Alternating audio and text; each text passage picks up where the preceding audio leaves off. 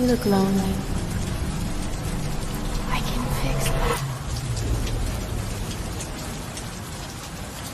You look like a good job. Ready? Go.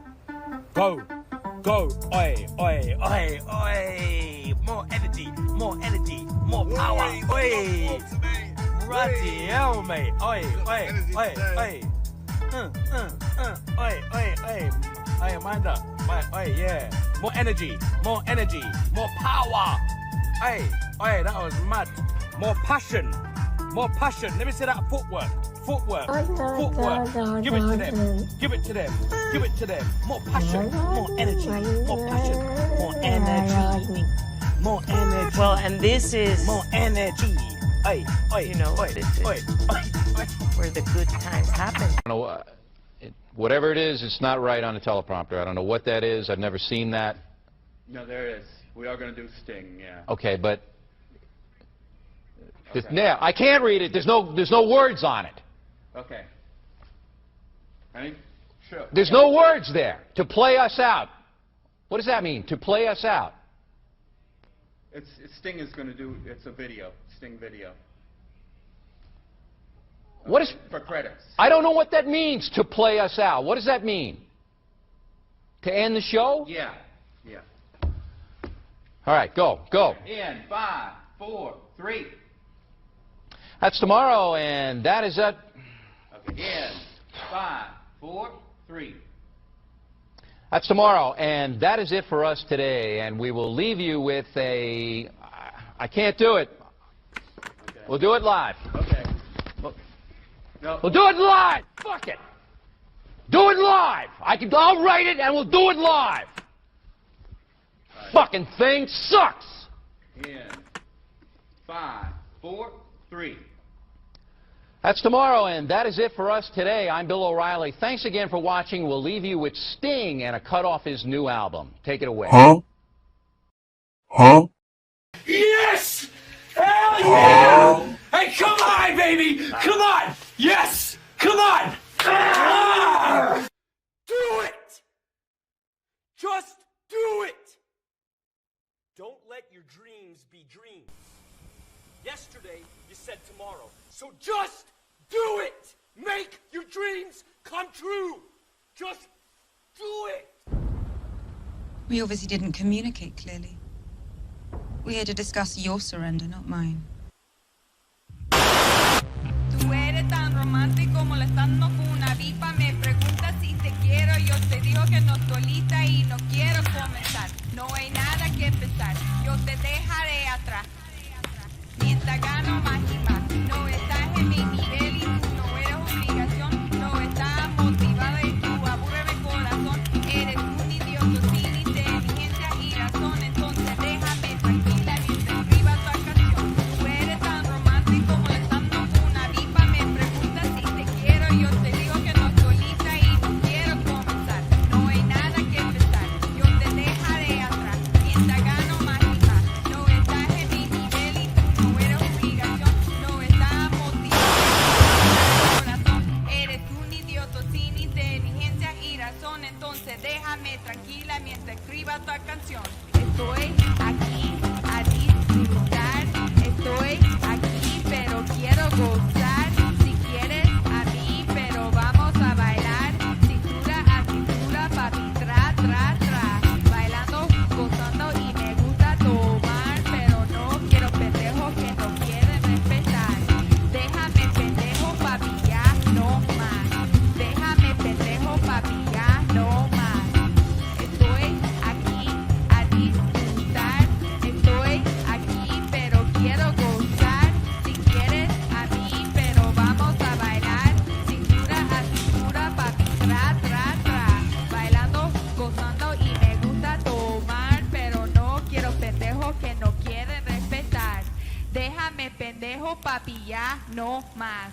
Déjame pendejo, papi, ya no más.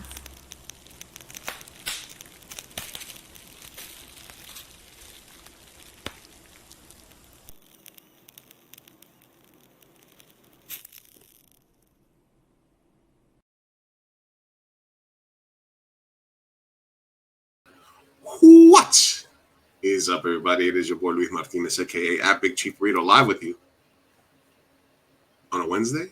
Yes, sir. That's weird. Yeah, we had this show live and direct from San Diego, California, and on Wednesdays we wear Wu. Anyway. Mine's pink, sort of. It's purpley. Purpley. Mean Girls, you wouldn't get it. I said on Wednesday we wear Wu. What are you talking about? What do you mean I wouldn't get it? Different generations here. I said Mean Girls. Oh, Mean Girls? Okay, sorry. Yeah. You know. Doesn't even go here. There you go. Now you get it. That's not even the first reference, Mean Girls reference that I do this day today. Yeah, you were all over it today. Yeah, it's Christmas time. It is Christmas time. Yeah. Yeah. What are your Christmas traditions, Sophia? Honestly, it feels like because ever since my niece was born, she's 2. We've barely been getting our shit together as a family. So it's kind of nice to create traditions and like kind of working with the family to see what we want to, show her growing up and stuff like that. So my mom started when she was born, she started the tradition of like everyone going to her house to put up the tree and we do the family picture. And yeah, other than that, it's just Nochebuena, we kick it with the family. We do gifts, all the typical stuff. Yeah. All the Mexican That's stuff. That's pretty much it. Yeah. I used to go to Rosarito with family. Don't do that anymore. That's a long drive and it's dangerous in Christmas. So everyone's drunk and fireworks. Anyway. What about you? I sort of usurped all my traditions from friends because I didn't really have a very traditional upbringing. So I picked up stuff here and there. Eventually, I think I'd like to have my own Christmas traditions. Yeah. But yeah, I don't really. Yeah, I don't know. Not a lot. I mean, there's a lot of room. There's a lot of room to create stuff there. So that's nice. Stuff. Yeah, I'm a blank slate. Blank slate. We love that. Blank slate. We love it. I do love giving presents though. As you know, I'm a big fan. You're good at that. Yep. I'm a gifter. So you are. I definitely am not a wait till Christmas morning gift. No, you can't. Yeah, I feel like when you think of someone, you're like, here you go. Here you go. This is for you. Yeah. All right. Anyway, we're live, guys. Thank you guys for everybody that's joining us. Mi Gente Show live across all the platforms: YouTube, Facebook, Twitch, so many. So Instagram. Thank you guys on Instagram for saying hello. We're going to be talking today about a lot of things. We're going to bring back everybody's favorite. Mm-hmm. You know what everybody's favorite was, right? Bracket bit. A bracket bit is coming back today after popular demand. And like, we haven't done a bracket bit in a while. When are you gonna? I know it's been a while, and I really wanted one. Yeah. But today we're going to be talking to a friend of ours. I've been watching a lot of Sopranos, so if I act Tony Soprano-ish today, it's because I'm rewatching The Sopranos again. I see. I'm in my Tony Soprano phase right now. But we're going to be talking to a local art, not activist, but advocate. We got corrected. We got scolded earlier. I don't know about scolded. That's a bit much. But we're going to be talking about some local happenings in San Diego. Well, maybe, hey, listen, you want to add something to your traditions? Maybe a ballet? Yeah, could be. You could do worse. Very Christmas. Yes. Nutcracker? Yeah. That's a classic. Title of your sex tape. But yeah, let's go ahead and bring on our guest for today, the talented and lovely Miss Ines Nefzi. Woo! Welcome. Oh no, you're muted. Get in here, girl. Dang, what an entrance. Mute. Welcome on. Dang, I've been watching you guys for over a year. Really? Thank you. Oh my gosh. Wow. Yeah. That's good. That's good. That's crazy. What did you think of last week's? That was crazy. Anyway, we'll get to that. I know. We'll get to that. We'll get to that in a little bit. Spoiler alert, I watched the movie. I love that. Thank God. Okay. I watched We'll get to that. All right. We'll get to that. But Inez, thank you very much for joining us on the show today. I know you had to get ready and do a lot of stuff, and obviously the holidays are crazy for you as well. With 150 jobs last time I counted. Jesus. But you're an artist, you're an advocate, not an activist. We got corrected. Yes, I'm an activist, but since I have so many jobs, I have like different roles. But today I'm Ines Nefzi. I'm myself. Activista. I love your title there. Thank you. I don't know if we can reference what we were talking about before, but that's job security is why I have multiple jobs, because just in case one lays me off, I got 3 other ones, so I'll be all right. I'm gonna hustle, Yeah. It's hard times, and in San Diego, oof. Yeah. Listen, I have 3, 4 jobs at the same time, so I'm all right. Sophia just has the one. I wanted just the one. I was like, I just want the one, because I've always been kind of a gig worker and like having multiple jobs. Would have my main one, but then like 2 other ones. I mean, I still have the side ones. Like I'm still good with the side gigs if I need extra money, but just the one. I'm very happy. Yeah. But let's start at the beginning for you. When did the well, I guess I'm assuming that art came first before the activism, or is it something that because I think at some base level, all art has a bit of emotion in it, not necessarily activism, but it comes from a place of inner turmoil, struggle, and trying to put something out into the world to sort of deal with your emotions. But can you remember what brought you into becoming an artist, or when it started for you, where that bug started?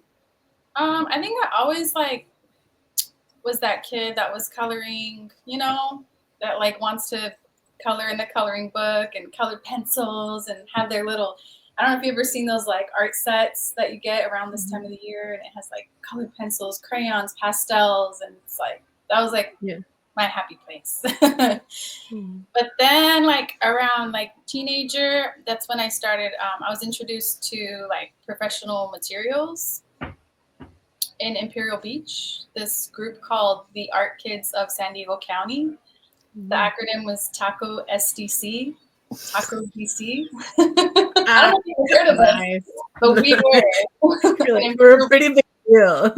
It was like the people that were in that group are now all artists and like talented and prolific. So I think we're pretty cool, That was run by a guy named Howard, and he was the one that showed me like what a canvas was and an easel and a palette, like all these fancy words that I didn't know. So yeah, like teenager-ish.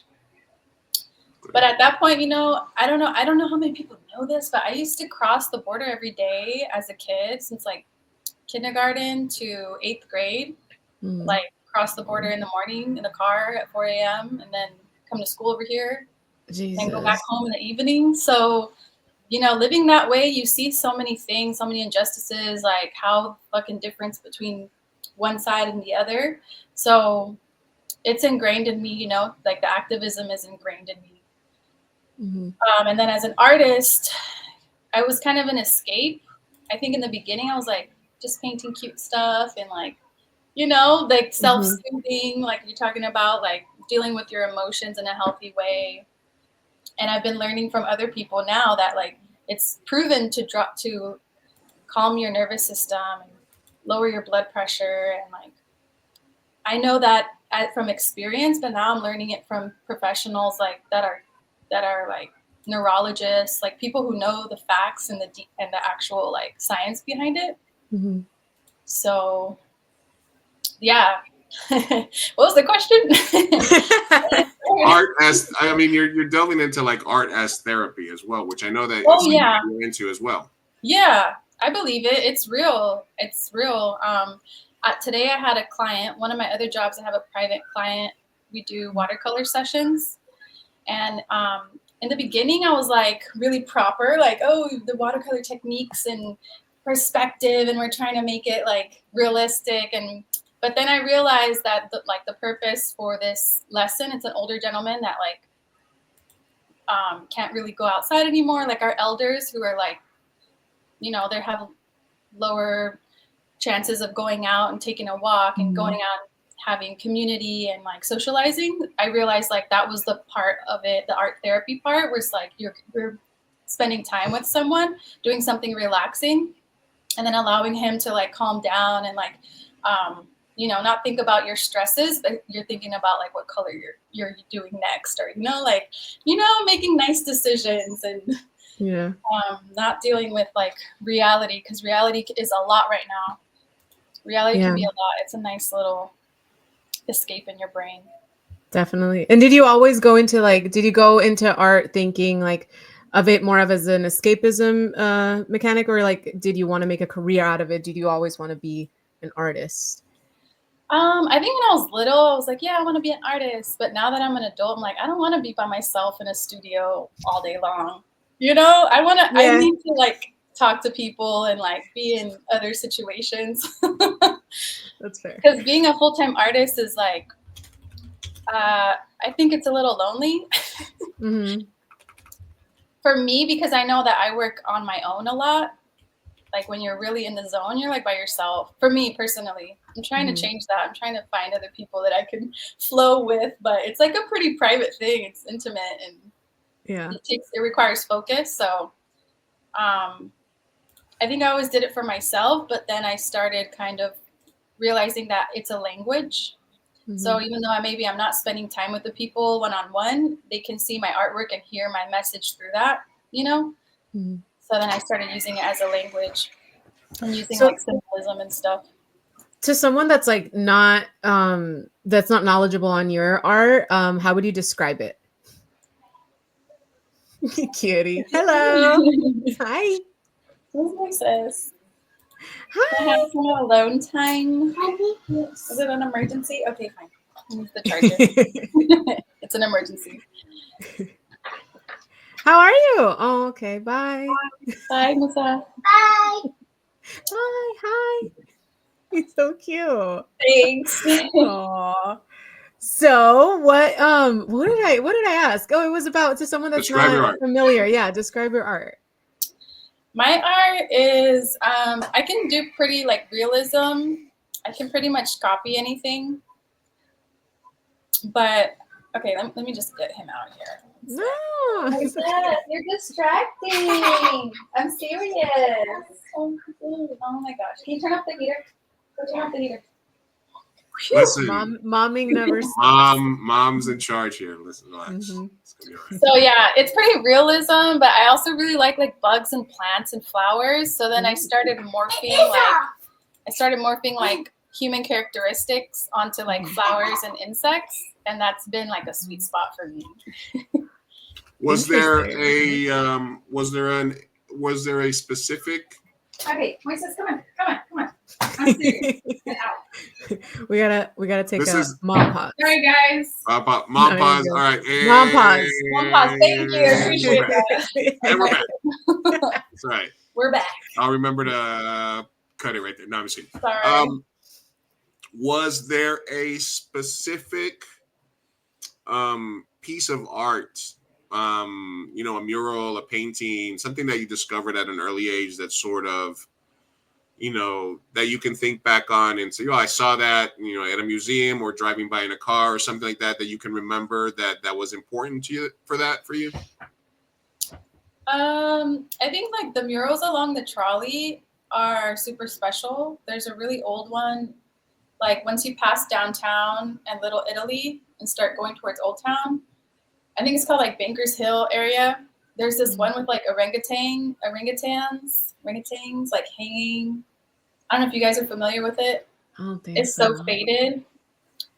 I need to Google it. Hold on, I need to know this. It's a San Diego like lore. San Diego lore. Like, if you know, you know. Come on. I mean, I'm Googling it. I need to see this. Me too. It's super faded now. It looks so sad now. I'm from Chula Vista, so I take the blue line into downtown, and that's about it. Oh, you haven't went north. So I don't go super north now. Catanation Studios checking in. Inez's son made it to my interview too. Hi, mi gente, always a delight. Thank you for stopping by. Catanation. I love that. I have a picture. I want to share it. It's on Reddit. I just found it. That's the only picture I see. You can put it in the private chat, and I can share. Oh, okay. I think it's worth it. Sure. Absolutely. I think it's this one. Is it in a wall and like he has his arm up? Yeah. And they're like nice. off the wall, and it's super faded now. It's worth like, you know, there's Chicano Park, they restored the murals, and I think this one needs some restoring. Yeah, for This real. one needs to be bright and like, I really hope it never gets painted over and stuff, because Mhm. they probably did it in the early 2000s or in the, I don't know, that's, I've seen it my whole life. But man, that's a cool view. As a kid on a trolley. Dude, it's so Oh, I love it so much. So do you love animals? Is that something that like you've always incorporated into your art? yeah.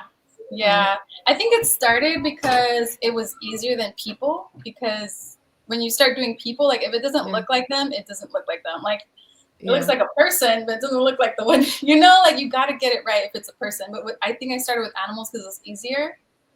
You know, you don't hurt people's feelings. It's an animal. Kind of like a dog. Yeah, you're right. Fair. Oh man. Yeah, I mean, true. I mean, that's as good a reason as any to start painting animals. Right. Yeah, then they don't get mad at you for. Right. I remember one time I painted this. I mean, I painted this picture of this ex of mine, and I made her look super crazy because she was. And she took one look at the painting, and she was like, "Oh!" She did not like it at all. Like, so that's how you feel about me. Yeah, it was literally. What did like, you do? Give her big, like what eyes? Like the eyebrows No, were it far was- apart. Like what was it? It wasn't. It was just that it was. I'm an abstractor. I'm an abstract artist, so it's not going to look like you no matter what. It was what, Okay. and she. It was just there was just a lot of violence and emotion in the picture, and she just did not like it. Yeah. She was not about it at all. I don't think I don't think portraits give itself to be abstract or a lot of room for interpretation, right? Either. I feel like people are looking for like basically a painted picture of them, right? Right? No. You're trying to be I creative. think so. Yeah, I think Yeah. so. I think. I mean, do you ever watch the videos with the people when they sit there for the caricaturist and they, and stuff like that? It was that. It was kind of something like that. Oh. Yeah, it wasn't great. Okay, can I And, show this and then one it here? ended badly, This is you, I'm right? assuming. This is yours. Oh yeah. I love that. That one was fun. The painted Aw. lady. Okay, so when I started painting, you start painting animals, and then you kind of start turning into like some type of scientist where you're like looking up the specific species, and you're like, I want to make sure it looks just like it. So this is when I started looking at like California species. Mm-hmm. The painted lady's like a pretty simple butterfly you see a lot. And this one was inspired by my friend. She's a poet, and she did this really cool poem, and there's this part that stood out. Lipstick, earrings, brains with an attitude. That part like inspired this painted lady. And I did painted lady, which is like a reference to like streetwalkers, but I just was like going with it with like the heavy makeup and like Yeah. Hoop earrings. Yeah. Oh, I love it. I love the vibe. Okay. So you see the mural. It starts off. You're a border crossing kid. You're seeing all these, these discrepancies between the way people live on either side of the border and things like that. So, at what point do you think that the two things sort of, melted together into being an artivista? Was that just something that you realized was happening, or do you make a conscious effort of like, I'm an artist, this is my voice, this is how I'm sort of putting my message out into the world, and I want to give it more meaning? Yeah. Or does it just realize that it was happening at some point? I think like as a kid, I remember being like, I want to be an artist, but the only place I'd ever seen a gallery besides a museum was like with contemporary artists, it's like in La Jolla, which I didn't connect to. Like on the in La Jolla Village, there's like a bunch of galleries, glass windows. I'm like, I don't even feel comfortable walking into those places. Yeah. As a teenager, like trying to explore art, I felt like so uncomfortable in those spaces. And then I started doing like internships in institutions as well. And like, although I loved being there, I didn't fit in. I didn't feel comfortable.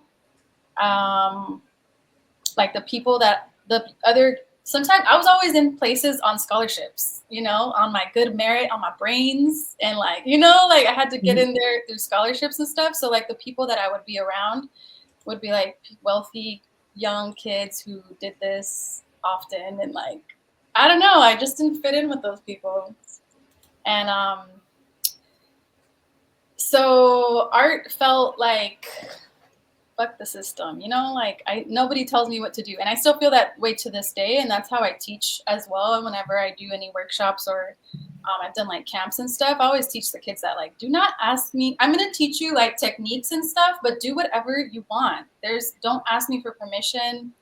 You know, like, can I do this? Like, no, you can do whatever you want. This is the last place where no one can tell you what to do. You can make your own choices as long as you're not making a mess on the walls.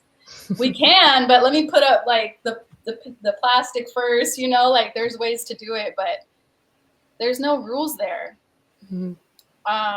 So I don't, you know, I think a lot of artists don't like being told what to do. I think that's pretty common amongst artists. Definitely. Right? So I always had that kind of attitude too.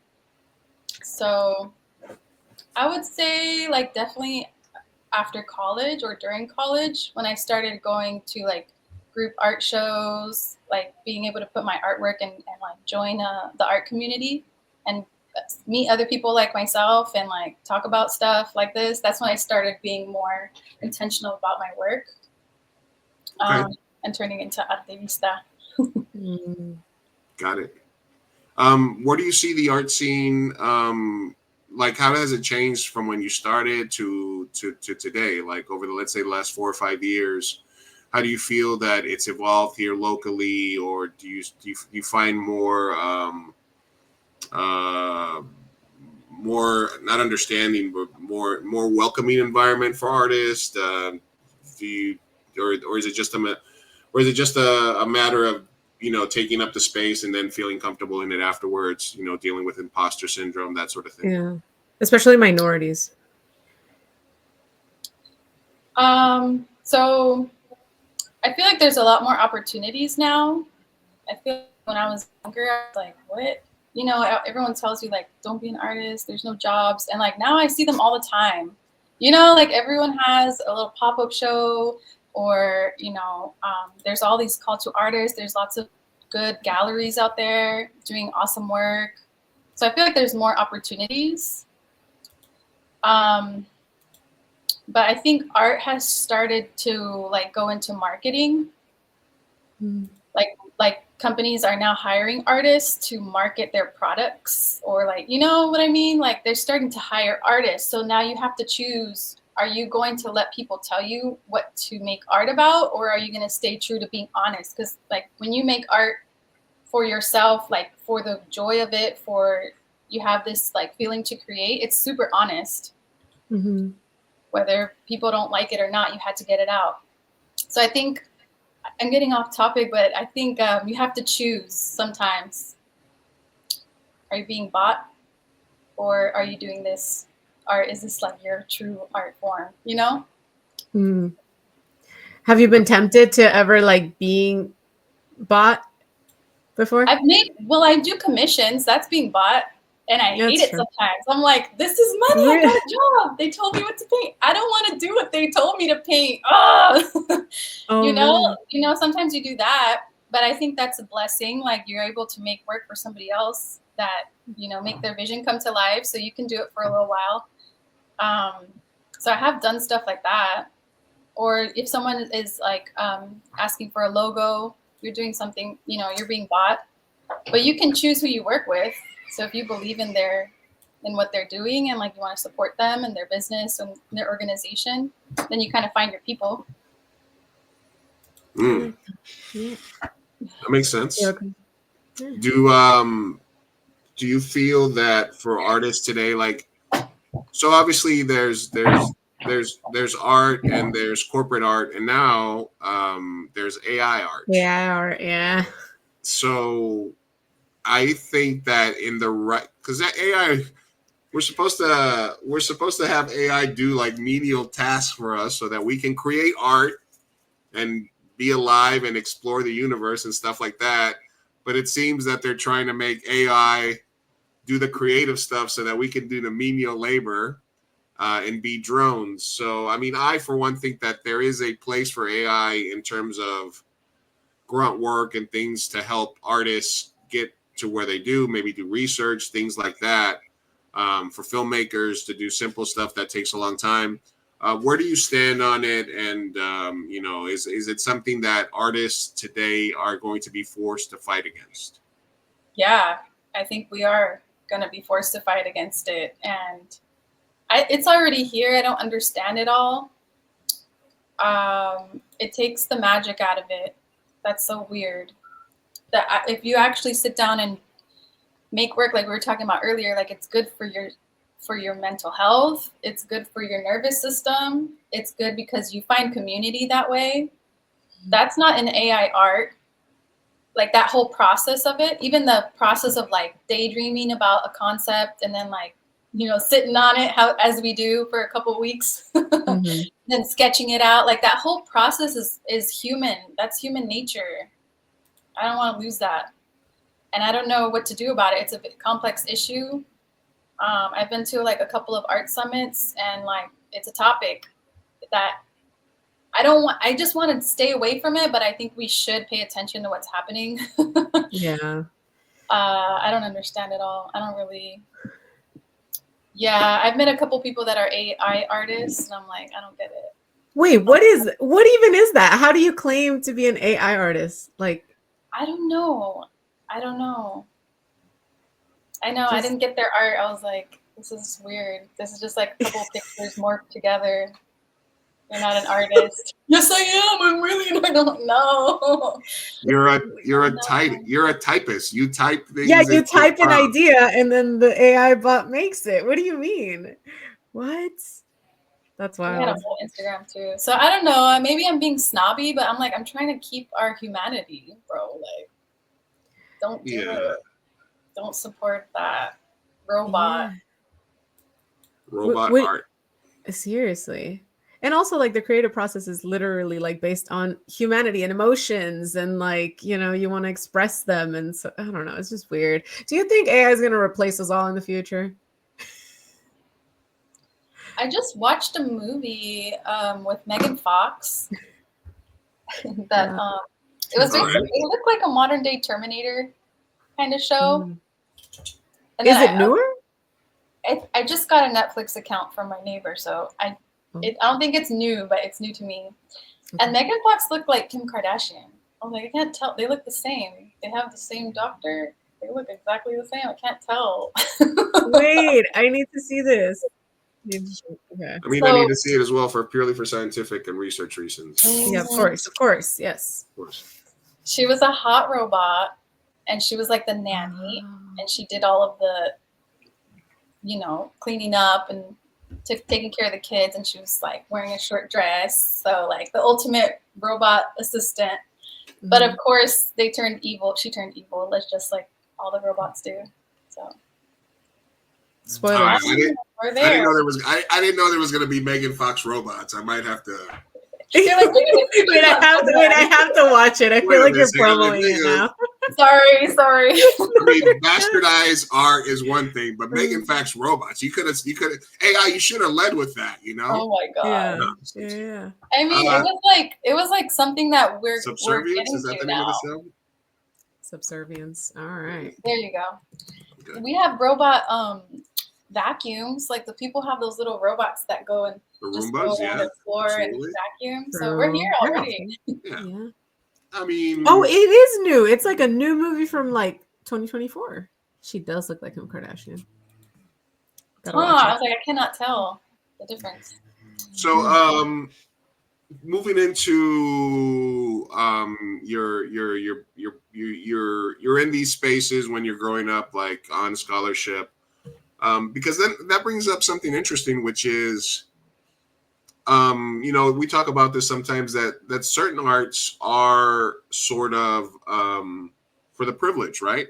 I've talked a lot about the fact that that filmmakers who make incredible movies on their first time are often come from privileged backgrounds, because it takes a lot of money to make a really good first film. That means you went to a good film school, or you had a lot of expensive film equipment, growing up. So there are certain arts that are more towards the privileged. Do you believe that you need to have struggle to really have pain and emotion in your art, or can somebody from a privileged background be, an impactful artist? Ooh. So I think everybody has their struggles. I feel like life is hard for everybody in different ways. It's fucking hard. I don't know. Depending on your religion, like some people think this is like a test to get into heaven or something. It's hard for all of us, right? In different ways. But yeah, having expensive equipment to play with and make a film when you're like really young, that sounds nice. I want that struggle. Sign me up. Yeah, I think like in times that I have had the most pain, afterwards I have had the best art. Or I have like a creative spurt. Maybe it's because I'm like self-soothing, like I'm like trying to go to therapy. It is my therapy. I'm like, I need to sit down and paint. Like I need some time alone to get in the zone. Maybe it's because of that. I don't know. There's a lot to talk about, If it's not your own personal struggle, like it's like the stuff of the world. You can start with your city, your country, different issues. You can start exploring these things through your artwork.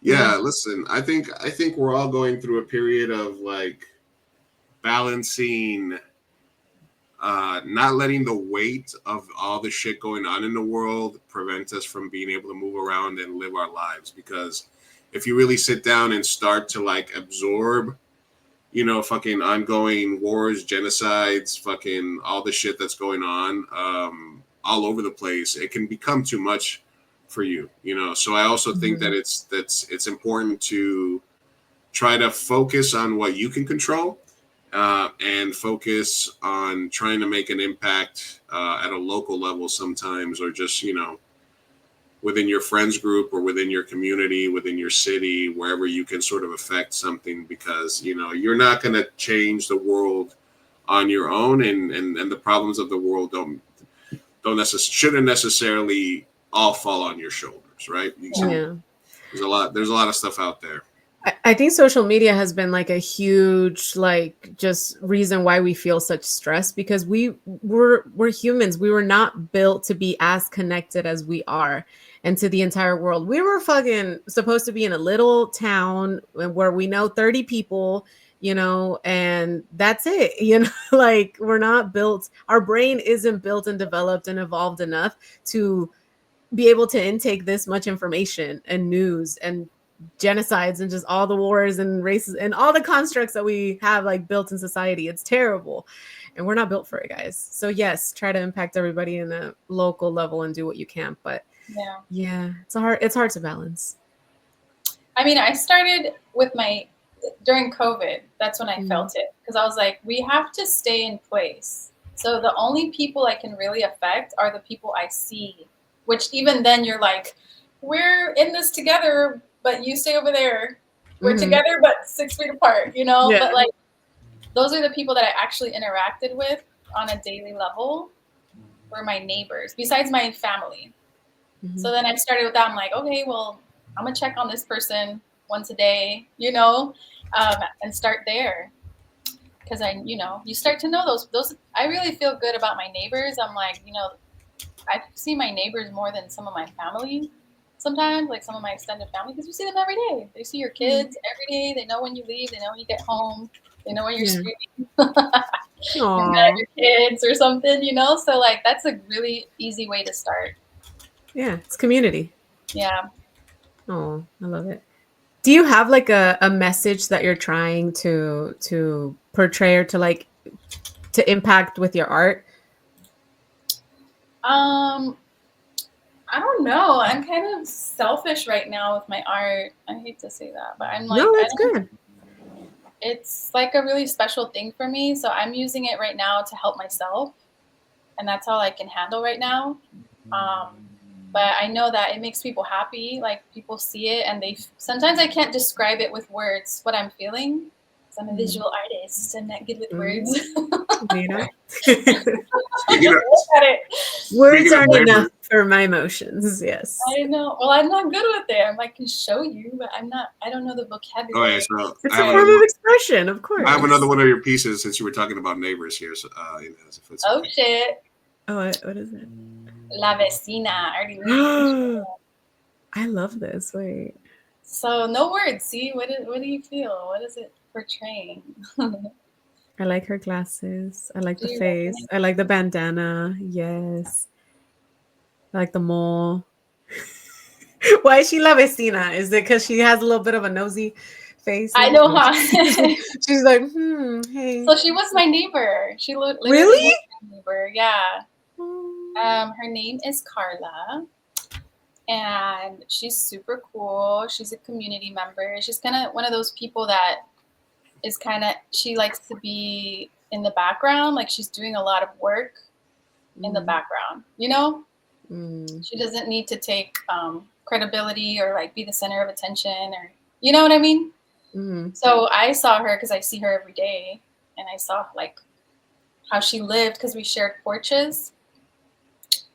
And I think she had like a more tough personality outside of our home. But at home, I saw her like watering her plants and like being super nice and soft. Like I saw a different side of her, I think, just because I lived next to her. So I wanted to show that. And like, I think that was when I was living in Logan and I wanted to paint on the pillars. And I was like, why should we wait to paint on the pillar? You can start painting the people you want, that you like admire in your life right now while they're alive, you know? Yeah. That you think are important, that are worth being painted and like memorialized. But That's a powerful message. Yeah. So All right, go ahead. I've been painting like some of my family members. So I started painting like people that have passed away that I really miss. So I started kind of doing that. That's what I mean. I've been like kind of selfish because I don't know what to tell everyone else. I'm going through my own things, and this is how I help myself. I love it. All right, we're live here with Ines Nefzi, Activista. We have a couple of things happening in San Diego this week that I'm going to share with you guys momentarily. The Nutcracker is a staple of Christmas dance, music. It's kind of like very. I guess it's a standard, right? It's a standard in the Christmas I think season. it's a classic. It's a classic. American classic. It's a classic. Absolutely. A magical journey through a young girl's imagination. San Diego Ballet presents America's favorite holiday spectacle. Sugar plum fairies, leaping crow sacks, and flurries of snow globes soar across the stage. At the Magnolia in El Cajon. I heard this place is very nice. It's so nice. I don't know what it was called before, but it's like pretty new and fancy, and there's a bar, and they're gonna have drinks, and I mean, dress up. I like going to theater because it's like everyone looks fancy and and then the holidays are like Christmas fancy, taking pictures, having drinks, seeing the ballet, and like those dancers are athletes. Oh yeah. They're athletes, and they show their muscles. They have great clothing and costumes. Their muscles. It's like we're all looking at it. We're all thinking about it. You're selling it. You're really selling it here. I'm ready. Let's go. Muscular. This Saturday, December 21st at Look 1 at that p.m. guy. or He's 5 doing a p.m. handstand. I could not do that. If I Not really in my tried. wildest dreams. Hold on, real quick. Oh, no, I'm just kidding. Okay, do it. Go. Seriously. No. So this Saturday at 2 showings, 1 p.m. and 5 p.m. Okay. And there's a code that you can use to get 25% off, right? Yeah. I have a code for your listeners. Flash25. Capital. You can type it on here.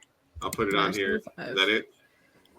No, you have to press the number. So there's 2 showings. There's a 1 p.m. for the people who need daylight in the winter. They still need to see the sun when they come out of the theater. And then there's a 5 p.m., which by that time I think is like sunset. So for the Basically nighttime, midnight. it's basically midnight. Exactly. Yeah. Well, that's December 21st is winter solstice, so that will be the shortest day of the year. And then after that, the days will become longer again, little by little. Oh, thank Oh, I God. hope so. Jesus. I'm so done with Because this, yeah, I don't know. Listen, Trump said he was going to get rid of daylight savings, so maybe one good thing will come out of maybe that'll be the one good thing, please. Maybe one good thing will come out of the next 4 years of hellscape, and not having any more daylight savings times. But you never know. Yeah. Will it outweigh all the other bad shit that's going to happen over the next 4 years? Probably not. No, but that's the one thing people are gonna probably remember. He did end up ending daylight savings. He did end up ending daylight savings. Oh, I've always talked to actors in particular, because you're right. There is a fine line when you work corporate jobs, when you work for different places, when you do different things where you want to sort of stay away from politics or you want to stay away from certain topics and stuff like that.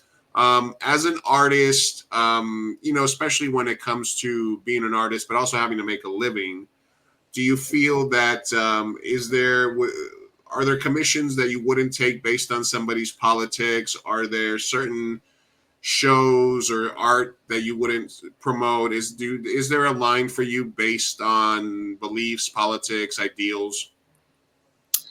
As far as institutions, I mean, they have like their certain systems that I'm happy to create space, push my way in there. I know you all think a certain way, but I'm here and I believe it. And that's a little bit of like, what are you gonna do about it?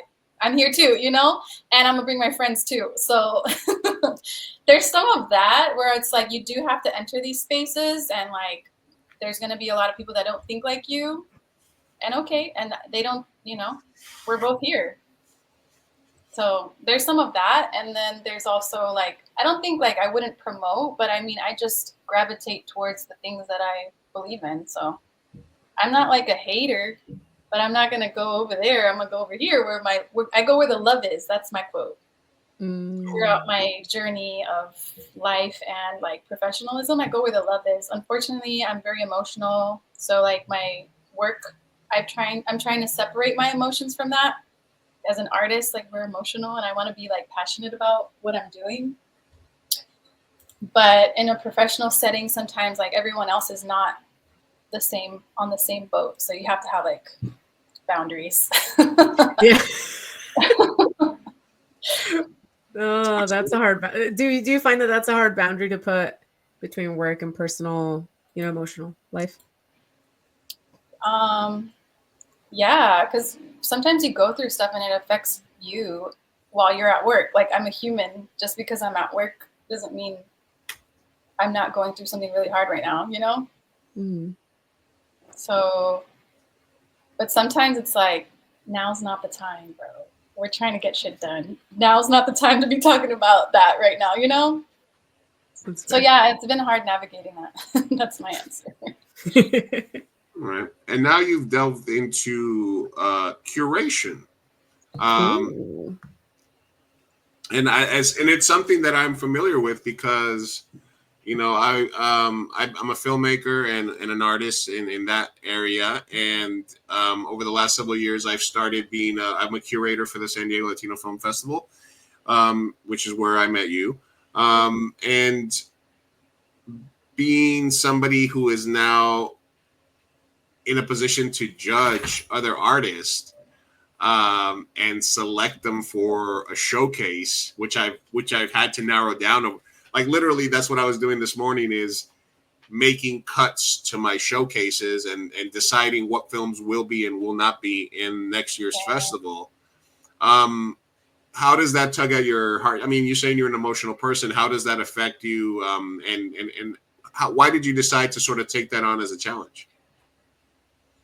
An opportunity arose And this is actually my first time doing it. So we could talk about that. I would like to talk to you about that because it is hard. And I'm not the only one involved. So like it's going to go through other people's cuts as well. But I'm happy to be able to like get people in there that normally wouldn't be in those kinds of spaces. Like I'm definitely coming in with that mentality. Like I'm getting my people in this. We're getting my people on the walls. We're selling artwork. We got an audience, like the location is key, Liberty Station. And So you're Inez the Disruptor. artists. Huh? Inez the Disruptor. Oh yeah. And I mean, when we think of change, for me, I think it's positive. But then why does when Donald Trump say it, you're like, no, not that change. No. What are you? He's like, I don't know. What is the difference? Usually, if the change is going to affect you positively or negatively. I think it's in that particular instance, it's what's behind the reason for change. When you're saying change, you're literally trying to bring new people into spaces where they haven't been welcome before. Whereas where they're saying change, they want to go back to a time when we weren't welcome. So at the base, I think. I could be wrong. So we both want change. Or change, do we want to give more money to billionaires, or change, do we want to help the middle class? There's a lot of change, could be positive or negative. Yeah. Yeah. For me, I think it's positive. I think I'm happy to be able to have this opportunity. I am taking it seriously. Like you said, like you're the one choosing who's going to be seen. That's like that's a position of power. You got power. So that comes with responsibility. Yeah. And like take it seriously. And also like stand your ground. If you're going to make a decision and you're thinking about it clearly, like stand your ground. Because sometimes, you're going to get checked. You're going to get checked.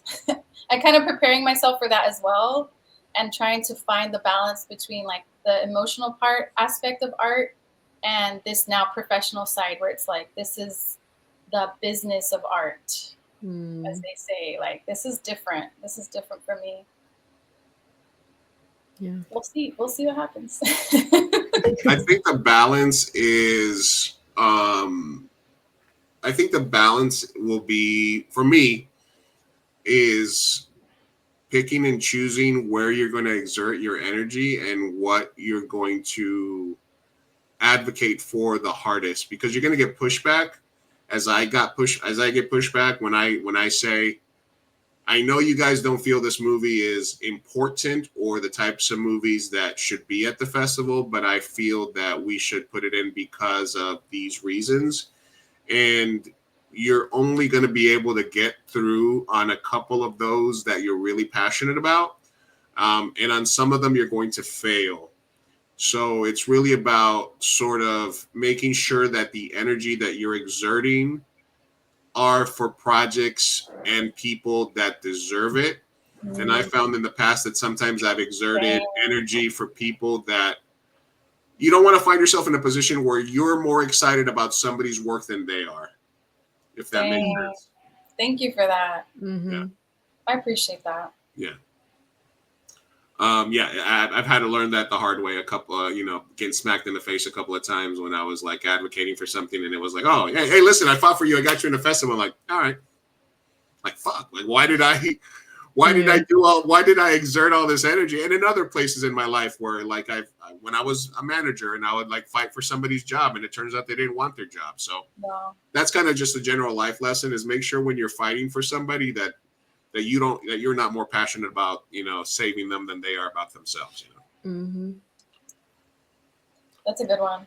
That being said, there's a submission link, and this is where I'm having trouble. You got to submit, guys. It's a simple process.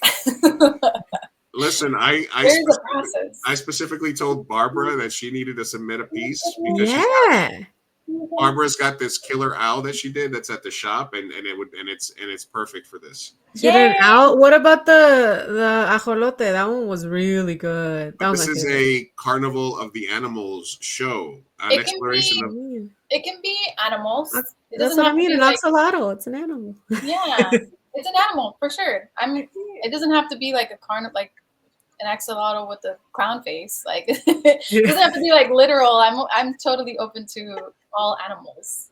Yeah.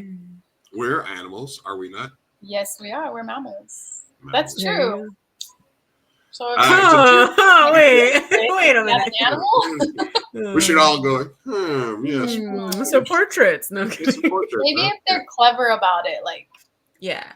an animal, like a person acting like a total animal. It is a juried exhibit February 7th through April 4th, an exploration of the powerful connection between animals and humanity, inviting artists to interpret the theme throughout environmental, cultural, fantastical, and personal lenses. I love that. No whatchamacallit, limits on medium, right? It could be It paintings. should be 2D. So it's at Liberty Station, which let me close the door real quick. So it should be 2D. 2D or double D? Because that's a whole different.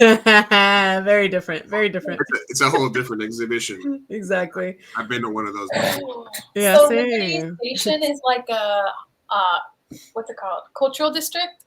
So even the hallways are galleries. Like they have a lot of studio spaces and like official galleries with doors, but this one is in the hallway, which all the hallways have a name. So it needs to be 2D, like not sculptural.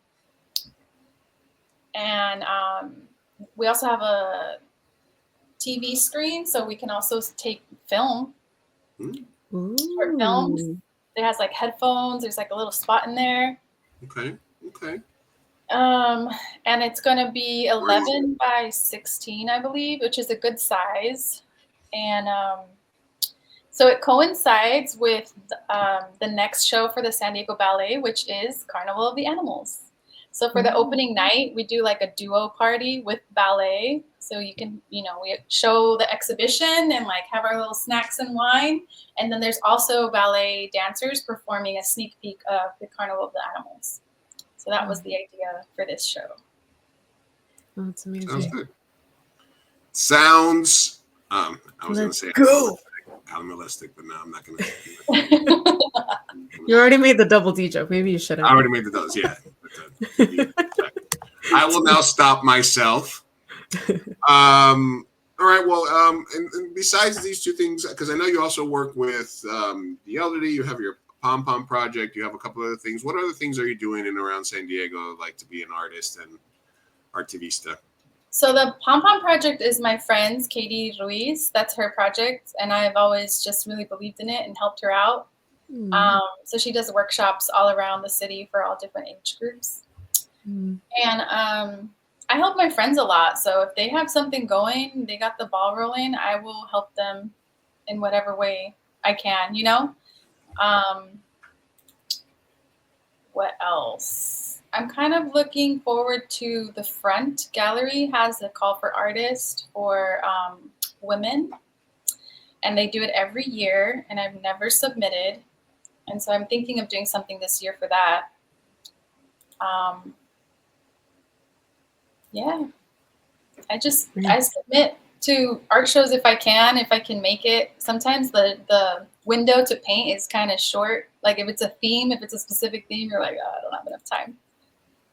Do you work well under pressure? Is that something that like gets you to get it done, or do you kind of is that something you avoid?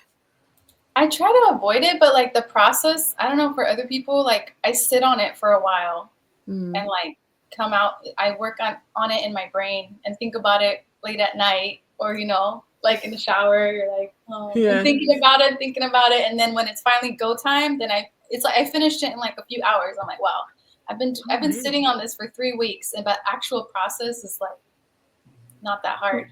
When do you know like it's done? Like this painting is done. Like how do you? Yeah, it's never done. I know. You just stop. When you varnish it, it's like I give up. When you give up, it's not it's done. It's beautiful. I give up. Yeah, I give up on that. I gotta move on. Well, I got laundry. It's like a movie. You're never done. You just stop at some point. I think you just like because you can always keep going. You can always keep tweaking a painting or a drawing, right? Yeah. Have you ever kept going and then been like, oh man, I regret it? Yeah, Like, you go too far. You're like, Mhm. dang, I should have stopped. What was I thinking? like a gambler. Yeah. Well, Inez, we're gonna get one last thing here with you because I know you have your child, and we don't want to keep you forever. But there is something that we like to do with our guests once in a while, and we haven't done it in a very long time. And it's a little something that I like to call the bracket bit.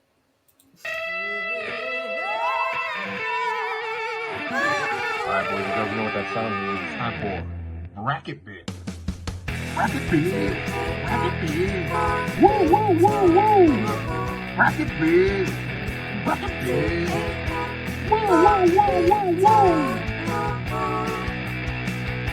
Fireside chats. That's right. It's time for the bracket bit, which is very simply a this or that competition where I give you two things and you tell me which one of them you prefer that moves on to the next round. Since you are an artist and you are an activist, what I've done for you today, Inez, has created a bracket of artist versus activist. So I'm going to give you one artist and one activist, and you can tell me which one of the two moves on to the next round. Now, your reasoning can be whatever you want. We just ask that you keep it consistent. Which one is your favorite of the two? Which one inspires you the most? Which one you'd rather have dinner with tomorrow if you could? Whatever the reason is you choose, it's up to you, but I will give you two and you give me one. Are you clear? Yes. And I do remind people that the bracket bit is created to cause maximum pain. It is for my pleasure only, and it is made to cause pain to the preventer. So this is purely for my sadistical nature and to make myself feel better, okay? Are you ready? Yes. All right, the bracket bit starts now. We're going to give you an artist and an activist. So the first one we're going to give you is Da Vinci or Greta Thunberg. Everybody's favorite activist, young girl. Why are you doing this? What is her quote? Yeah, that. Yeah, the one where she's like, she's very. Yeah, no, I know where she's like, why, you fools? Something like that. So, I'm a girl's girl. I'm gonna go for Greta. I'm proud. You're gonna go for Greta Thunberg? All right, Greta Thunberg moves on She's to the actually next. helping us out here.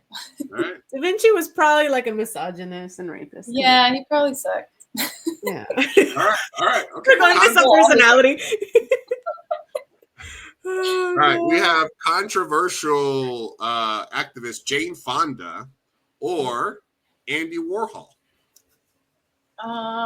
I don't know what Jane Fonda did as an activist, but if you said she's an activist, I'm voting for her. She's a vibe right now, dude. Oh my god. She's at her peak activism right now. Really? She was sort of the reason people didn't like her is she went to Vietnam and to see like prisoners of war, and they like passed her like a piece of paper with information, and she like handed it back to like their captors. Oh. That's the story about her when she was there. But if you're gonna, she's just being a, I don't know, airhead. Yeah. She's like, I don't know what this is. I was just like, here you go. I don't know, but lately she's been getting a lot of W's. So all right, Colombian sculptor and painter Botero or Malala. Malala. You know Fernando Botero? I'm looking up. Yeah, okay. He does the chubby people. The chubby. That's cute. Malala. They're all Malala? Oh, that's cute, Malala. All right. She got shot in the head, and she's still fucking doing TED Talks. Yeah, right. dude. We got, should have put 50 Cent or Malala. That would 50 Cent. All right. It would have been shot. I'm sorry. People who got shot bracket. Okay, hold on. Let me write that down. We got Martin Luther King or Salvador Dali. Martin Luther King. Martin Luther King. Yeah. Frida or Gandhi. Frida. Gandhi. Rosa Parks or Banksy. Rosa Parks. All right. Diego Rivera or Susan B. Anthony. So Susan B. Anthony made the flag, right? Yeah, I think so. Yeah, I believe something like that. I'm like, let me look her up real quick. Oh, I know she's part of American history. I'm proud of her. Women's rights Very activist. talented. Pivotal role in women's Was she a suffrage movement. Was she a suffragette too? I think She was or a no? suffragette. Yeah, I Yeah. think she was- yeah, definitely. Pivotal Susan. women's suffrage movement. All right, sorry, Diego, nice murals and all, but Susan B. Committed to social equality. Yeah. Oh wait, did I put Martin Luther King twice? Yo, he deserves it. Because Picasso's making it. Now listen, this is my first bracket bit in a while, so I messed up. Right, so Picasso gets a pass. All right, Picasso gets a pass here. All right, so we got Greta or Jane Fonda. What is Jane Fonda doing right now? Greta, because she started early. She's braver at a young age. Good for her. All right, we got Malala or MLK. Dang. Dang. Ding, ding, ding, ding, ding. Malala, because she's still alive. She's still alive. All right, we Yeah. got Frida She goes or for a Rosa shot, Parks. but she's still alive. You die, MLK. Okay. I know. She's still doing the good work. Frida or Rosa. Art or activist. Hold on. I'm sensing your pain here. This is This is terrible.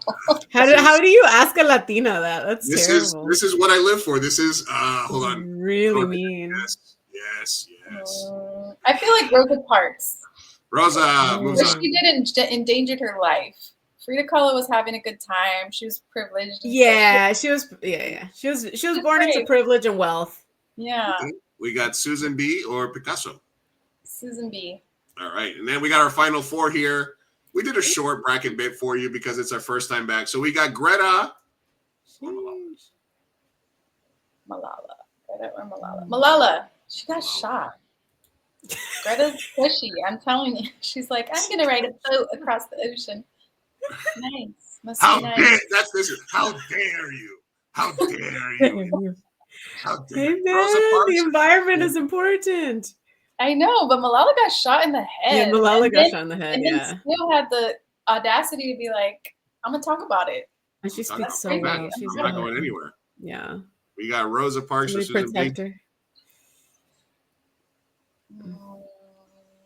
I feel like Rosa Parks because Susan B. Anthony is just so far out in history. I don't really know. She also was born, fun fact, into the Quaker family. So also kind of a Frida Kahlo situation. She was born into wealth, but she did the good thing with it. You know. Yeah, and But now we Quakers got Malala and Rosa. Quakers were against slavery. Yeah. Quakers are cool. Rosa Parks, probably one of the most, in the last 100 years, one of the most monumental moments, refusing to give up her seat and sit in the back of the bus. And then we have a modern day young activista, young lady, got shot in the head and said, fuck that, I'm coming back. I'm here. Yeah. You didn't kill me. You didn't and kill you can't me. shut me up either. Cash me out. I think Malala, just because it's like the most closest in time. All right. Well, listen, you have survived the bracket bit, Inez. This was Yes! Congrats. fun. Congratulations. It was a fun game. Thank you. Thank you. Beautiful. Beautiful. We are not responsible for any pain caused by the bracket bit. I agreed to be on the show. You agreed to use the bracket bit. Thank you very much. You see how the men got out pretty quickly, though? Yes. No, there's no guy. I was going to say you should have put more female artists because, yeah, that was very It would have easy. been tougher. Listen, this was like I was doing this as we were doing the introduction, so I Pretty knew. good. It was fun. Thank you. All right, listen. Next time we'll do a better bracket bit. No, that was great. Yes. The pain that you caused with Frida Kahlo. Oh, I had to let her go. I know. Yeah, it's all right. Listen, it's a tough situation. There's nothing. No worries. Nothing happened. You're all right. Nobody's gonna hate We you. survived. It's all right. It's gonna be all right. All right. And listen, we don't really have a lot of news and stuff to cover about. We did want to talk a little bit, Sophia, about the Emilia Perez. Yes. And also Luigi Mangione. Well, I don't know. We don't have to talk about him today. But yeah, No. what are your thoughts? Or did you want to get into it or The only thing, are you still okay on time, Inez, or do you want us to let you go? Yeah, I'm okay. I'll Yeah? just speak on him. Okay, cool. Because I don't really have. I just wanted to kind of touch on that because I did watch the movie. And we did do the call. There's nothing really that I have in tabs that's really like pertinent to today. Pertinent. No, the only other thing that I had was a funny one, which is the Hawktua girl got curbed by the Atlanta Hawks because she wanted to. She did a video where she was like trying to get Trae Young from the Atlanta Hawks, and she like had his jersey on, and she's like, "I want to invite Trae Young to be the first athlete on the Talk to a podcast." And then the Atlanta Hawks tweeted back like, "Nah, we're good." Oh, dang. And she also had that crypto scam where she did. She's fine. She's making money. Yeah. She's making so much money. We do have one No Name's Way. Ooh. So we can do that one. But I did want to talk a little bit about the Emilia Perez. Yes. What are your thoughts? I'm excited. So I watched it. I'm assuming it's going to be layered. What No, you think? yeah. Of the objectively of the movie without the hubbub, what did you think? So obviously I was defending the filmmaker. Mm-hmm. And I did read more articles about it. And there was this this Twitter post that was like everything wrong with Emilia Perez, what have you, where it sort of goes into great detail about the fact that it was, a French director and some things that were taken directly from like the press conferences where like the casting director was like, the cast was supposed to be all Mexican. But then they were literally saying things like, but we couldn't find Mexican actors that could portray like the nuances of the characters as they were written.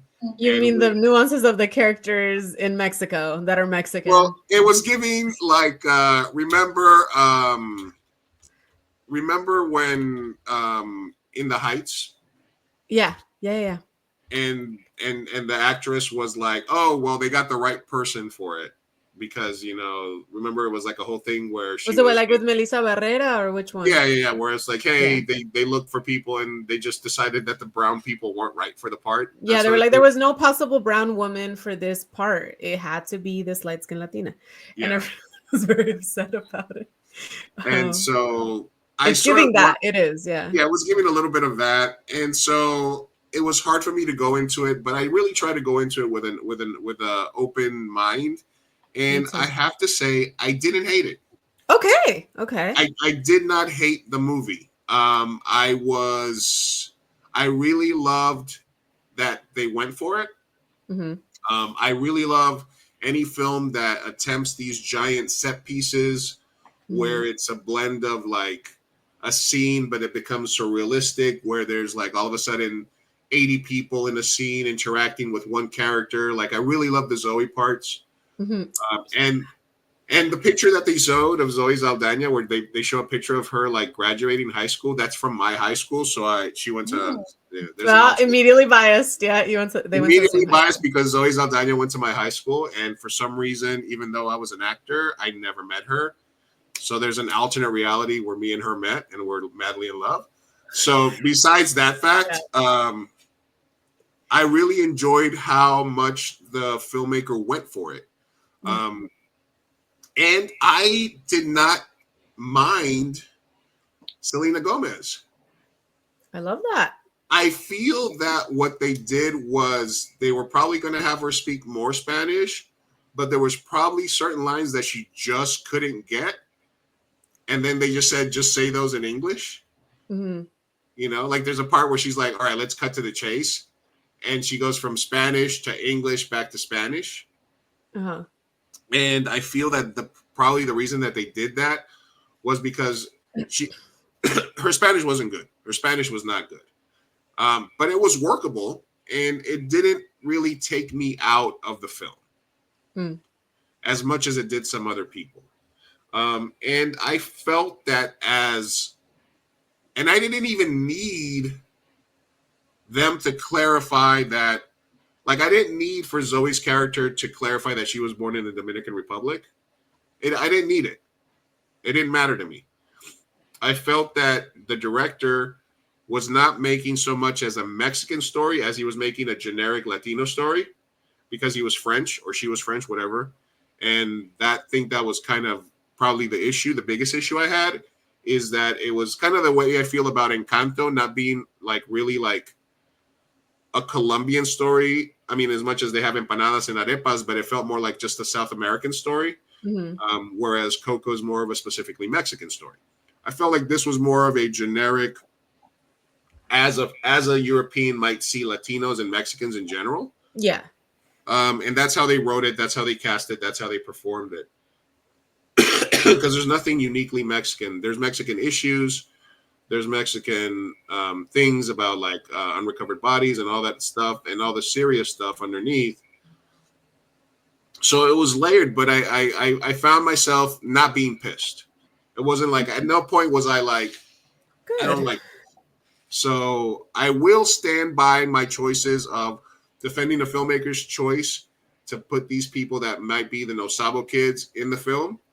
Yeah. Selena Gomez in that role. I feel like they could have even gone further. Like she could have just the movie was already interjecting English with Spanish at various points.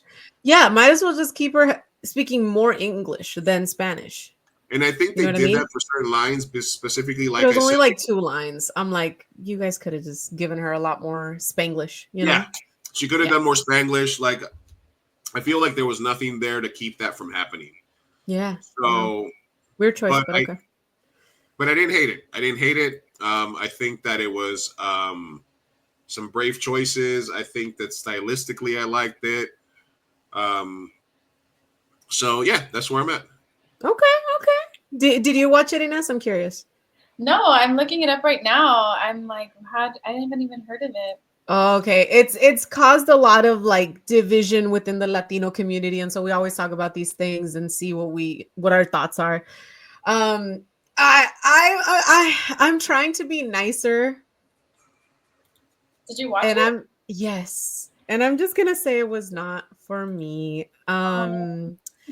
Yeah, if I have nothing nice to say, maybe don't say anything at all. And I feel the need to stay violently quiet currently. Oh shit. It just wasn't for me. The music was not for me. The acting was not for me. The accents were not for me. The choices were not for me. There's nothing I really liked about the movie except the performance by the main actress. And I do think Zoe Saldana did some really good numbers. I don't like whoever wrote the songs. I think the songs, the whole I just didn't like. I don't know. The songs were repetitive. Not only that, it was, in my opinion, corny. Corny. Yeah, I'm sorry. Like it's almost an unwatchable movie because I think if I turn off all my biases and all my like everything, preconceived notions and all the news and go into it, it still was not for me. I find it extremely corny and almost like offensive to the intelligence of Latinos. Like I just didn't. It's a French film. It's a Latino film made from the French perspective with French writers for the songs, and like it shows. It really showed. There's something that wasn't connecting with my culture that I was like, a Latino was not in the room for this one. Like you know when you see like I don't know, not to, but like when you watch porn that was made by the male gaze, and you're like, a man did that. And you just know, right? What? I'm sorry. Or like a film, anything that was done by like a character. Like, what's that director that did Oppenheimer? Nolan. Nolan does not know how to write women. His women characters are always super underdeveloped. And like when you see his writing style with women and his dialogue, you're like, it was written, like you can tell it like from a mile away. This was written by man. Like there's no way. And Nolan is very specific when it comes to that. As opposed to okay, all right, chill, calm down. Yes, you layer women a little better, all right. But what I mean is like there's people where you're like, okay, this is very obviously not meant for, this. There was no woman in the room. There was no POC in the room. Nobody in this movie. There were no Mexicans in the room. There were no Mexicans in the room. There's no like. It's all very forced, la de vergas and the no mames and the vulva. Who the fuck says me duele la vulva cuando pienso en ti? Like, what? No, yeah, it was the writing, the music, the everything. It was like, this is offensive. Like, I don't like this. There was no Latinos, and Mexican TikTok is like, kind of just venting about that because it's an Americanized. is what Americans think about Latinos, and they're getting their Oscars and all their stuff, and it's just kind of like, okay, like have your little tone deaf party if you please. And I don't like to say that because I do love the actors that are involved, and I always love to support. I want to support Selena, and I want to support Zoe, and I want to support like what is the main actress? Sophia, I think her name is as well. I want to support everybody in their careers, and I don't think it's their fault. I just really do think that the project as a whole was very tone deaf, and it's heartbreaking to say. Yeah, it felt like it was written in French and then translated. And then translated by like, ChatGPT or something. Like that's what it felt like. It felt like they wrote it in French and translated it through AI. Did you ever watch? Because we went to see his movie, right? The Very Bad Things, the director, where it was like where it was like 4 short movies in one. Yes, was that him? No, that's Yorgos Lanthimos. Oh yeah, Yorgos. Yeah. I told you to watch his other movie, The Lobster, and some of his films, or The Killing of the Sacred Deer, and they're both films that feel like they were written in another language and then translated into English. So I had the same feeling about the dialogue in this movie that was written in French and then sort of forced to be Spanish and English. Yes, absolutely. In the same way if this movie would have been in French, it almost would have been probably better, because it would have been telling a Mexican story, but with, I don't know, with French dialogue. It's kind of like watching a movie in its original form with subtitles. Like, I think it would have translated better. It just felt something was off. It just didn't connect. It was very corny and cringy in my opinion. And I don't know why it's getting its flowers, but kudos, I guess. And the reason, Inez, that I was sort of supporting it was that I've made similar decisions as a director before, where I cast somebody that wasn't super fluent because I wanted them to be the actor. So from that perspective, as a director, I was supporting the film and the choices, because maybe he doesn't get the movie made without Selena Gomez, right? And that's kind of another reason to do it. But I do agree with some of those points: the music, the corniness of the lyrics, some of the dialogue. But I just love a director or an artist that goes for it. So I would say I would give it like a 6.4, 6.5, maybe. In some places it reaches up to a 7. And I understand some of the hatred, but it didn't piss me off. It didn't piss me off. Selena Gomez did not piss me off. I think what pisses me off, because the movie itself, it doesn't really piss me off. Like, it's just my personal opinion. I think the media aspect to it, because Selena Gomez did do an interview where she was kind of apologetic and was like, because her co-star went out and defended her because of the backlash, right? And she kind of spun it to say, how do you know? She's an actress. How do you know that wasn't her choice? And now you're shitting on her artistic choices. And I didn't like that, because now you're making people's critiques seem like we're not allowed to talk because it could have been her artistic choice. People can still have their opinions, you know? I don't know. I just didn't. I like that she went to bat for her, because yes, as you do. And, talk shit about Eugenio, fine, like, cool. But I didn't like I think it's a slippery slope when we get into the point of, like, you can't say anything about it. Like, you can't say anything because that's, as an art, that was her artistic decision, and that's it, right?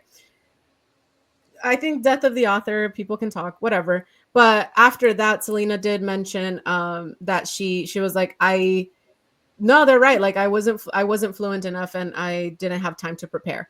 And that's, like, respectable. And I do think that that's very common in Hollywood and in anything. I'm like, when you get a project and you want to do it fast, certain things are going to give. And that was one of them. And, it's fine. I just think the whole movie just wasn't for me, just any of it. I do think that the one number where Zoe's wearing the red, man, her dancing, that was great. So kudos to her for dancing really well. Yeah. What did you watch it on? Netflix. It's on Netflix. Oh, okay. So you gotta watch it because you have Netflix. Yeah. Listen, Inez, you watch it, and then we'll discuss it over maybe like a milkshake at some other point.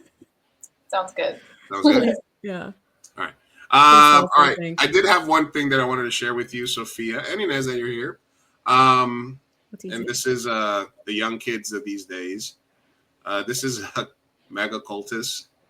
I just wanted to get your take on this. Okay. Right. MAGA cultist? MAGA cultist. Oh, MAGA. Oh, yeah, that guy.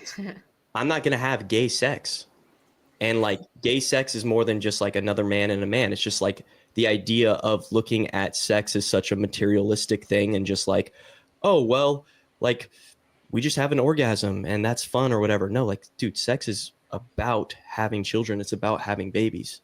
Like you pump yourself full of birth control and then you have sex with your wife and like there's no purpose there except just pleasure. That's the only purpose. Should people pleasure. who are born like infertile have sex? It depends. Listen, I am pro like a woman. She's like, oh my fucking I am god. No, she pro, agrees with him. That's her girl. She His looks girlfriend. that is something that they I don't know. Her face is couldn't like. have babies. I believe that they should have that choice there. Well, they have a choice. Yeah, but I'm saying, is that what you believe is correct? Infertile people, no sex for you. I think that it's crazy. Infertile people don't think. I don't see anybody really saying that, hey, I'm infertile, so I'm going to be celibate for the rest of my life. I'm not going to touch sex. I'm not going to have sex. You think it's crazy people don't say that? Yeah. Wow. So the long and short of it there was basically he was saying that sex without procreation is gay.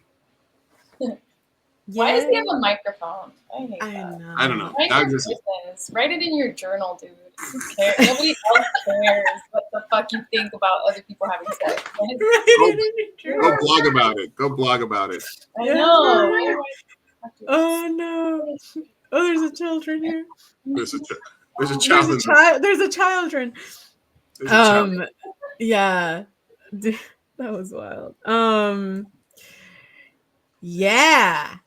That's stupid. This week on Stupid Takes. No, that's wild. That is really wild. That like, I think he's gay. I'm just not gonna lie. His girlfriend's sitting there like, yeah, sure. I think that he does not want to have sex with his girlfriend, and this is his way of justifying it. And he's a self-hating homosexual that wants to fuck men, but he's like, you know what, babe, I can't fuck you because unless it's for procreation. I think he wants to have sex once a year. Yeah, and I don't want kids. Exactly. So I think he wants to have sex once a year or not at all. Listen, I went down the rabbit hole with them and they have a bunch of stupid videos where she's like, I used to be free and do this, but until I met him and now I'm subservient to him and now he shows me the way and this and that. And I'm like, damn, girl. Man, I want to know what their sex life is like. Why are we like telling people? I guess if you're part of a cult, like maybe they're allowed to tell you when and how to have sex. But why is that his? Why are you thinking about that? Because religion, probably. Yeah.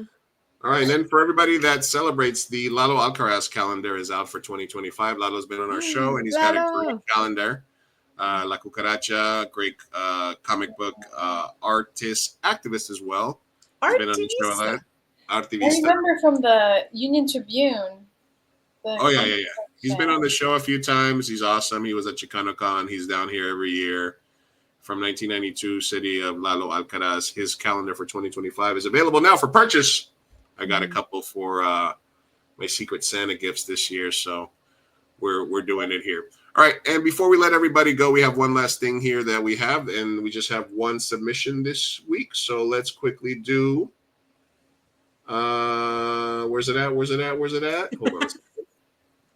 I always. Where's? Wait a minute. Now, hold on. Okay, now. Okay, hold on. No, I gotta change our branding. Hold on. It was under the. Now it's time for No Names Way. No Names Way. No Names. No Names Way. Anonymous advice from unqualified podcasters and Inez. So here's the question for this week. It comes to us from What Do I Do? What Do I Do's question is, how do you feel about being in a relationship with someone that keeps in touch with all their exes? My boyfriend stays in touch and is friends with all his exes, and it freaks me out, even though he says they all ended on good terms and he just likes to keep them as friends. Okay. Again with we need more context. What is all? Is all two? Did they break up 10 years ago? And are they just acquaintances on Instagram? Or are they texting every day and they broke up yesterday? You know, like, I need context, man. What's the line for you? How many exes? How much contact? I don't think the amount They for put me it's all the they put it all in capital letters. okay. So let's just say it's like more than 5. I don't know, something like that. Let's say it's 3 to 5. 3 to 5 ish. I think that the amount of time after the breakup and the amount of contact, because I don't want someone that's gonna be like, I broke up with them a month ago and I text them every day, and we share custody of a dog. You know, like. No, but if it's like we were high school sweethearts, she knows my mom, and we broke up 5 years ago, and she's my Facebook friend, but we don't see each other. I don't think I mind that. I'll be like, cool, can I talk to her too? Like, let's all be friends. Like, and she now has a boyfriend or a husband, and they live in Idaho. Like, it depends. It really depends. I don't like the besties. Like it's a red flag when they're like, that's my ex and they're my bestie. No, I don't like that one. Yeah, I think on the other side, it's also a red flag if somebody is going to go through like your friends list and be like, how do you know her? How do you know her? Oh, we dated in high school. Well, get her off your pet. You know what I mean? That's terrible, but we're assuming that didn't take place because that's making an assumption. What we do know is he probably told her. He probably was like, oh yeah, I'm still friends with my ex. Why did you like her picture? Oh, she's my ex from 6 years I'm still acquaintances with most of my exes. They all ended really well. Yeah. I love my ex. They're great people. They're great humans and they're thriving, and some of them have babies, and it's great. It's great too. Oh, sorry. Sorry, -2. -2. Sorry. I know. Capital all of them. Not all. Sorry. -2. Most of them. The rest are lovely. Yeah. Yes. Inez, any thoughts? I don't know. The last time I was in a relationship, I was like, hell no. No exes. No. Really? Not even acquaintances on social media? For what? For what? Oh! You have a new life now. You have a new. But to be honest, like, yeah, I don't know. I haven't been in a relationship in a long time, but none of my relationships ended well, so I can't relate. Maybe that's fine. Yeah. Or what if they're like, it ended well, both parties are with other people, and they just share the same community. For example, you that are in the art community. Oh, yeah.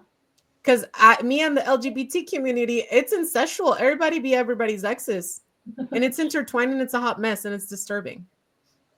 You can't avoid it sometimes. Yeah. Yeah, I mean, sort of with like the film. Yeah. Maybe a little bit like. That's why I don't talk to no one, because everybody already be having exes. I think there's a line, like you said, there's a certain amount of like possessiveness that you might want in a relationship, where you sort of want somebody that's like, why are you talking to them? But you want somebody that also understands like that you're allowed to be friends with somebody. Because there's more like. But what is friends? Is what I'm saying, because I hate when men and women as well, but like when they say we're friends, and I'm like, okay, what does that mean? Do you hang out all the time? Do you go to coffee shops together alone? Are you in a group hang, or do you just like have each other on Facebook? Because not all of those are friendships. Yeah, that's true. You know. How about if it's just virtual friendships? What if there's no meetups, no hangouts? To me, that's an acquaintanceship. That's like, yeah, that's what you do when you meet somebody, at a Latino Film Festival or something. Like, you give them a follow. So yeah, why not? I think there's a line between. I think that there's also like, if you're going to be in a relationship with somebody, that the majority of your energy should be on them if that's something that you're trying to build, whereas you should probably start weaning yourself off people that are just not necessarily somebody that you're trying to build something with, right? Yeah. I don't see why they would need to be messaging or like hanging out or anything like that, Yeah, suspicious. Yeah. Wait, we didn't help this person. Hold on. What should you do? I don't know. We need to know the clarity. I don't know. Where's your guys' line? I told you guys mine. Give them an ultimatum. Ultimatum? Okay. Yeah. Your friends so stop messaging. Stop. We can be friends too. We can be exes and friends too. Shit. Yeah. Yeah, that's true. Inez, would you tell them to unfollow? I don't know, because I'm older now. When I was younger, yeah, fuck yeah. Delete them, block them. But now I'm older, I'm like, I don't care. Like, if you're spending all your time with me and you have them on, it's like entertainment. It's in a Yeah, real. it's like I have people from high school, and I just want to. I know what their children look like. I know what their partners and like. It's just metiche, really. Yeah, that's entertainment. But if it's like spending entertainment. time with each other, that's a I don't lot. like that. I don't like that. Mm-mm. Yeah, I think the line for me is, I mean, I guess, I don't know if it's different for a guy. I think the line for me would be spending time together. Is like, oh, I'm coming over to help him organize his sock drawer. I'll be like, no. That's really close. You guys are so close. Yeah. Like, no, No. like I still do his taxes. No, that's not cool. I mean, that's not all right. I babysit his dog. No, stuff like that. Yeah. Yeah. But Same. but like once in a while you comment on one of their posts or congratulations on the new job, or hey, I saw that you guys blah blah blah. Couple of 2-3 messages back and forth, and then I think that's the line for me. Okay. So what do I do? We do need further contacts, but if they keep in touch with all their exes, what does that mean? How long have you guys been together? And are there other signs there that might lead you to believe that your relationship isn't solid and you might be thinking about going back to them? Yeah. Also, how old are you? Like, I don't know. There's so many questions. Because if he's 23, he's going to cheat. He's probably thinking of one of them. I'm sorry. Yeah, this sounds like a question from like a 22-year-old. Yeah, it sounds like a younger, and I'm like, dump him. Yeah, definitely 25-year-old Lou, way more energy, way more like, Yeah. But 40-year-old Lou, not so much. Maybe don't dump him. I don't know. Do we even know the genders? I think it's a challenge. Now you be the ex that he doesn't keep in contact with. You be the toxica. Be the one that scars you him. switch You it have to up. block. Yeah. Not me. Or maybe she has to dump him in order for him to stay in touch with her. I don't know. No, she says my boyfriend, so I'm assuming it's fresh. Yeah. Sophia always gays it up with these where they're like, it's 2 guys, clearly. I'm like, clearly, it's 2 men, and guess what? He's gonna cheat. He's out in Hillcrest right now. He's out there. All right, so I'm sorry, but guys, remember, please, more context so that we can give you better advice. Every question, we're like, more context. My boyfriend of 2 years still keeps in touch with his ex-girlfriend. 5 exes. Do they live in other states? Yeah. That's kind of weird because like they're not part of your life.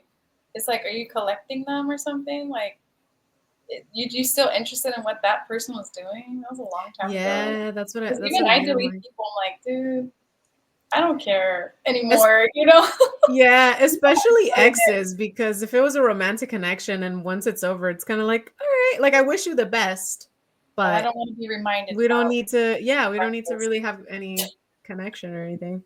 Yeah. Yeah. I'll never understand, but okay.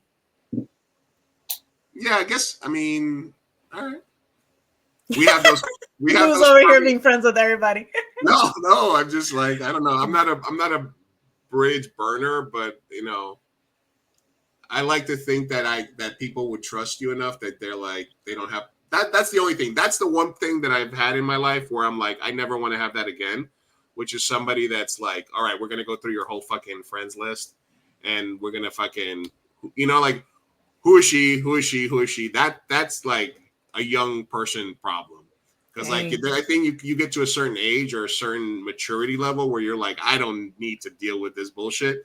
And if somebody's coming at you that way, then that means they have a whole bunch of other trust issues, right? Yeah. So as long as it doesn't get to that level, and it's like, you know what? You probably have a reasonable right to say, hey, we're trying to do this thing, but I see that you're still connected to this person. Maybe, while we're trying to do this thing, maybe we can focus on each other. I guess I could see that. Yeah. But I do think that it's going to be based on the specific situations and specific relationship that you have, and whether there's any other issues that make you think that there's not enough trust there. Yeah. Definitely don't stoop to the levels that Lou just mentioned, but whoever you identified with the most, draw your line, set your boundary, and then just don't let him cross that. Okay. Or and that's something that you can only choose. Or burn his house down. Mass message all his exes. Why are you talking to my man? Why are you liking why are you commenting on my man's profile posts? Coming to you as a woman. Why are you following my boyfriend on Blue Sky? Wow. Threads. Whatever. They haven't made it yet. They haven't made it to Threads. No. All right, guys. Well, we would like to thank our guest, Activista Ines Nefzi. We'll see you at the ballet this week.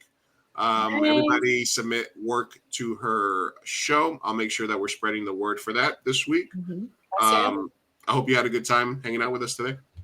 I did. Yeah. Thank you guys. Yeah. Yay. And we will be back in 2025. That's the last show of the year. And as you closed out 2024 for us. Oh, nice. Well, I wish you guys all the best this year. I feel like it's going to be a good year. Yeah. We all know what we want. We all have goals. Do you make resolutions? I don't know. I'm pretty free spirit. I'm not going to make a contract for myself, but I have goals and I like to reflect. Good. Okay. So we should do our predictions and resolutions next show since we did that last time. Yeah, let's do that in the next show. And we'll go over we'll go over our 2024 bingo card. And maybe we could do one on the 30th. Is that still? I'm down. I mean, I'm down to do it. We'll think about it. We'll think about it. Yeah. All right, guys. Well, from Mr. Big Cheap Burrito, myself, Sophia Carr, Miss Inez Nefzi, thank you guys for hanging out with us tonight. We love you. This is Big Blue reminding you for 2024 that we're all stuck to this giant rock moving through an infinite space by magic through an infinite void, billions and billions of galaxies. So don't take yourself too seriously. Go out there, make love, make art, be happy. We'll love you guys. Hasta luego. Bye.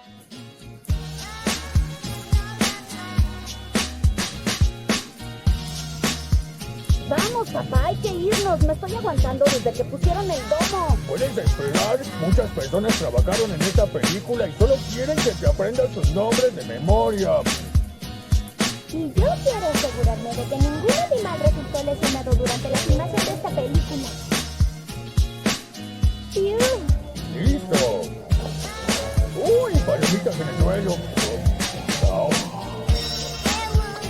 Espera, parece que Maggie tiene algo que decir. No es su primera palabra.